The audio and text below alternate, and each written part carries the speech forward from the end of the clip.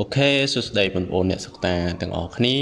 តោះយើងមកបន្តមេរៀនភាសាអង់គ្លេសយើងទៀត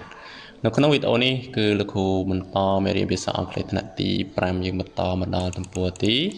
72ណាយើងបន្តមកដល់ចំណុច D ដែលនិយាយអំពី conversation ណាបងប្អូនចេះបកប្រែ conversation បាទគឺយើងប្រែថាការសន្ទនាអូខេអញ្ចឹងយើងមើលលេខ1ទាំងអស់គ្នា 1Listen to your teacher and repeat អូខេស្ដាប់គ្រូរបស់អ្នកហើយនឹងថាតាមអញ្ចឹងលោកគ្រូអានតែម្ដងណាពួកអីលោកគ្រូធ្លាប់បានអានចំណុចហ្នឹងគឺច្រើនដងហើយអញ្ចឹងសង្ឃឹមថាបងប្អូនចេះអានដូចជាបកប្រែលោកគ្រូយ៉ាងលឿនតិចតើតោះអញ្ចឹងយើងមើលទាំងអស់គ្នានៅទីនេះគឺយើងមានការសន្ទនាវែងបាទនេះអត់មានលេខដូចមុនទេគឺមានតែអក្សរមាន number 1 number 2 number 3 number 4អីទេចឹងយើងមើលម្ដងមួយជាមួយលោកគ្រូស្ដាប់ថាតាមហើយនឹងcomplete នោះគឺ note យក big note លោកគ្រូនឹងបកប្រែបងប្អូនទាំងអស់គ្នានៅពេលដែលលោកគ្រូអានចប់ណាតោះឥឡូវយើងអានភាសាសិនស្ដាប់លោកគ្រូហើយថាតាមទាំងអស់គ្នាតោះចាប់ផ្ដើម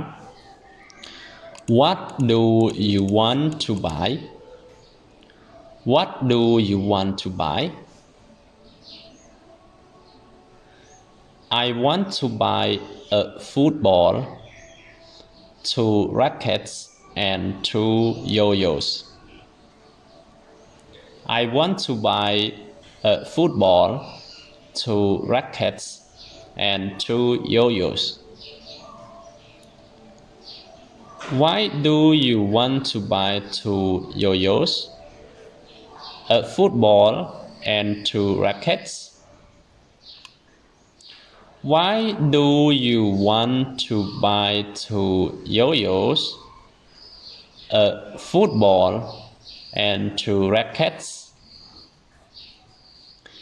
I want to buy them for my children. I want to buy them for my children. Okay, យើងបន្តទៀត When can your children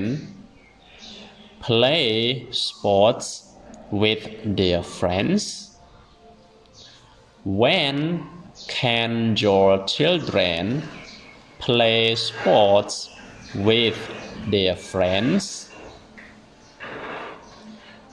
They can play sports with them in the evening. They can play sports with them in the evening. What do your children like playing?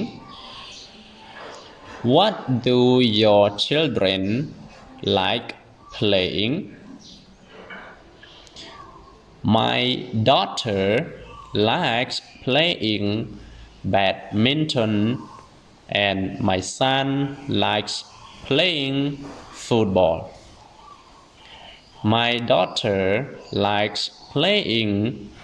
badminton and my son likes playing football. អូខេចឹងយើងបានអានចប់ទាំងអស់គ្នាជាមួយលោកគ្រូឥឡូវយើងមកដល់ការបកប្រែអូខេតោះចឹងយើងមើលទាំងអស់គ្នា What do you want to buy អូខេអញ្ចឹងយើងប្រែថាតើអ្នកចង់ទិញអ្វីដែរណាតើអ្នកចង់ទិញអ្វីyou អ្នក want to buy ចង់ទិញ what នេះអ្វីតើអ្នកចង់ទិញអ្វីអូខេអញ្ចឹងគាត់ឆ្លើយថា I want to buy a football អញ្ចឹងប្រែថាខ្ញុំចង់ទិញបាល់មួយ 2 rackets អូខេអញ្ចឹង racket ហ្នឹងគឺអានេះអាពីរនេះណា racket ហ្នឹង 2 racket ប្រាប់បិស័យហ្នឹង2អូខេ racket ហ្នឹងប្រាប់បិស័យ2 and 2 yo-yo ហើយហ្នឹង yo-yo 2នេះ yo-yo ប្រាប់យើងអានេះខ្សែវាយឺតទម្លាក់លើកណាប្រាប់មិញលេងណាអូខេ 2 yo-yo អញ្ចឹង yo-yo នឹង2អូខេម្ដងទៀត I want to buy a football ខ្ញុំចង់ទិញបាល់ទាត់មួយ 2 racket ប្រដាប់វៃស័យនឹង2 and 2 yo-yo ហើយនឹង yo-yo 2អូខេអញ្ចឹងគាត់សួរបន្តទៀតណាស្ត្រីសួរបន្តទៀតថា Why do you want to buy 2 yo-yos, a football and 2 rackets? អូខេអញ្ចឹងគាត់សួរថាហេតុអ្វី Why do you want to buy hạt với nè trong tình nè nè trong tình đi hạt với nè trong tình true yo hạt ấy mình nè trong tình yo nâng pí bal muối nè football bal muối hay nâng true racket hay nâng em bạp vay xây nâng pí nè trong những bài thành nhớ hạt với nè trong tình yo pí bal muối hay nâng true racket nè bạp vay xây nâng pí hạt ấy mình trong tình nhà nàng chẳng cắt xua thà ta tên nhà năng ơi nè cái nè cái lên chẳng hết nè và chắc cắt lại thà I want to buy them for my children ok nhóm trong tính ok them bộ về nước nè bộ vềคือរបបទាំងអស់ហ្នឹង for សម្រាប់ my children កូនរបស់ខ្ញុំបាទអញ្ចឹងគាត់តែងហ្នឹងគឺតែងឲ្យកូនរបស់គាត់លេងណាខ្ញុំចង់តែងរបស់របរឬក៏ពួកវាហ្នឹងគឺឲ្យកូនខ្ញុំលេងខ្ញុំប្រែថាអញ្ចឹងប៉ុន្តែកន្លែងនេះគឺសម្រាប់កូនរបស់ខ្ញុំណានេះលោកគ្រូកាត់ន័យផ្សេងតាយើងបន្តទៀតមកក្រោមទៀតនៅច្រើនទៀតអូខេតាចឹងកន្លែងនេះគាត់សួរបន្តទៀតថា when can your children play sports with their friends អូខេ when ហ្នឹងពេលណាពេលណាទៅនៅពេលណា can your children អាច can នេះអាច your នេះរបស់អ្នក children កូនplay sport ប្រែថាលេងកីឡាណាចឹងលោកប្រែអស់ហើយចាំបកប្រែ with ជាមួយ their friend មិត្តភ័ក្តិរបស់ពួកគេ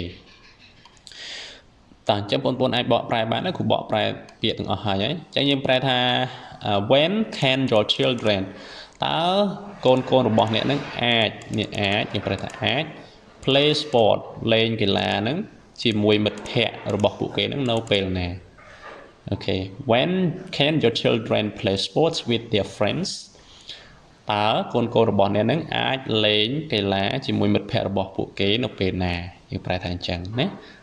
តើចាំបងប្អូនអាចកត់ត្រាទៅអញ្ចឹងគាត់ឆ្លើយថា they can play sports with them in the evening អូខេ they can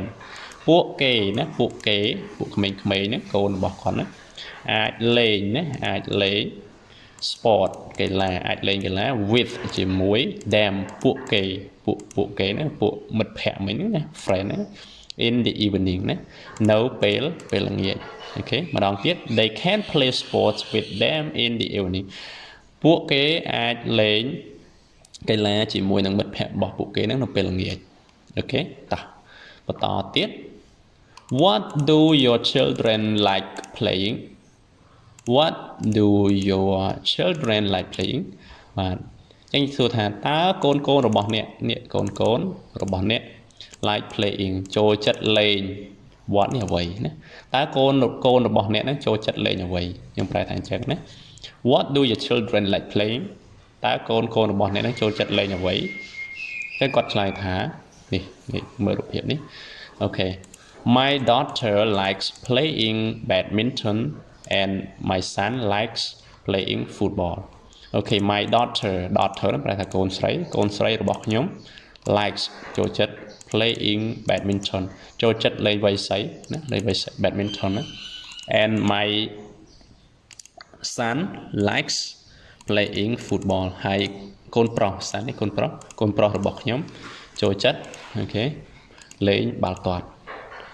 តោះម្ដងទៀត My daughter likes playing badminton and my son likes playing football កូនស្រីរបស់ខ្ញុំចូលចិត្តលេងកីឡាវាយសីហើយកូនប្រុសរបស់ខ្ញុំចូលចិត្តលេងបាល់ទាត់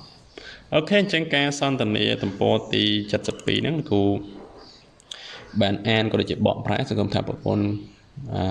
ដែលទស្សនាហ្នឹងចេះអានក៏ដូចជាចេះបកប្រែអ្នកគ្នាបើអត់ទាន់កន្លែងណាបងប្អូនអាចថយក្រោយមើលម្ដងទៀតណាអញ្ចឹងសម្រាប់វីដេអូនេះមានតែប៉ុណ្្នឹងទេអរគុណច្រើនសម្រាប់ការរៀនជាមួយលោកគ្រូហើយយើងនឹងជួបគ្នាសារជាថ្មីនៅក្នុងវីដេអូក្រោយសុខសប្បាយ